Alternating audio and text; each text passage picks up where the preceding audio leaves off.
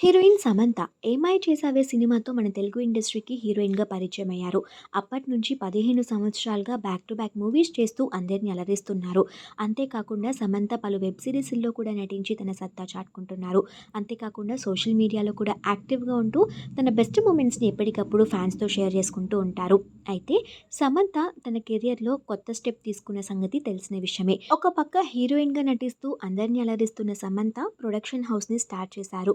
తను ప్రొడ్యూస్ చేసిన 'శుభం' మూవీ మే 9న రిలీజ్ అవ్వబోతుంది. ఈ మూవీ మంచి సక్సెస్ అవ్వాలని ఫ్యాన్స్ అంతా కోరుకుంటున్నారు. ఈ మూవీ ప్రమోషన్స్‌లో బాగా బిజీగా ఉన్నారు సమంత అలానే మూవీ టీమ్ అంతా.